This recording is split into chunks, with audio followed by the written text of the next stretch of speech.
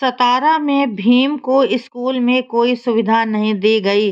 Hello friends, कैसे हो आप सब लोग। उम्मीद करती हूँ सभी लोग अच्छे होंगे।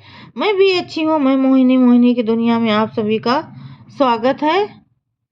तो फ्रेंड्स, सतारा में भीम को स्कूल में कोई सुविधा नहीं दी गई। ये उसके जीवन का शैशव काल था। इसी शैशव काल में ही भीम के हृदय में हिंदू समाज के प्रति विद्रोह करने का विचार दृढ़ होने लगा। परिस्थितियां ऐसी थी कि भीम का धैर्य भी अटल बनने लगा। जिस कमरे में भीम का दरवाजा लगता था, उस कमरे में प्रवेश करने के लिए उसे ये आदेश था कि जब तक सब लड़के कमरे में नहीं चले जाते, तब तक वो बाहर ही रहे। जब सब लड़के कमरे में चले जाते, तब कभी मास्टर साहब आने से में देर लगा देते। भीम कमरे के बाहर खड़ा सोचता रहता कि ऐसा विशेष व्यवहार केवल उसके ही साथ क्यों हो रहा है। क्या ही अच्छा होता यदि मास्टर साहब उसे कमरे में पहले से जाने देते। वो भी अन्य बच्चों की तरह कमरे के अंदर जाकर बोर्ड पर लिखे हुए अंकों को जी भरकर देखता।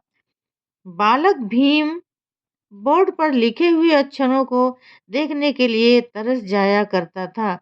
भीम अपना टाट लिए हुए दरवाजे के पास ही खड़ा रहता और जब मास्टर कमरे में चला जाता, तब वो भी दरवाजे के पास ही सब लड़कों के पीछे और अलग अपना टाट बिछाकर बैठ जाता और एकाग्रचित होकर ध्यान से मास्टर की बातें सुनने लगता। रास्ते में भीम को रोज टाट ले आना और ले जाना अच्छा नहीं लगता था। बालक भीम ने स्कूल के चपरासी से अपने टाट को स्कूल में ही रखा रहने देने की प्रार्थना की, किंतु उसकी ये प्रार्थना उसी प्रकार से ठुकरा दी गई जिस प्रकार एक कुत्ते को दुत्कार कर भगाया जाता है। कुत्ता मूक जानवर है, किंतु भीम इस समय नादान होते हुए भी एक भावुक हृदय रखने लगा था। वो स्कूल में कुछ भी नहीं कह सकता था, किंतु अपने मानव हृदय में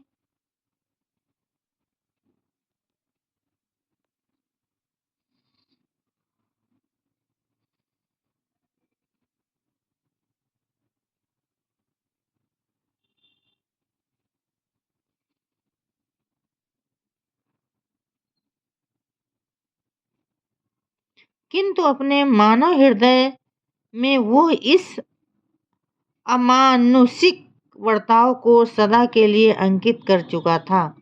एक मामूली आदमी जो उसकी सेवा करने के लिए है, उसे सेवा के स्थान पर स्वयं कष्ट देता है, स्वयं कहना न मानकर हुक्म चलाता है और ऊपर से उसे यह धमकी देता है कि वो स्कूल से उसे निकलवा देगा। वो इन बातों को कभी नहीं भूल सकेगा। तो फ्रेंड्स, आज के लिए बस इतना ही। कल फिर मिलेंगे अगले नए प्रसंग के साथ। तब तक के लिए फ्रेंड्स, बाय बाय।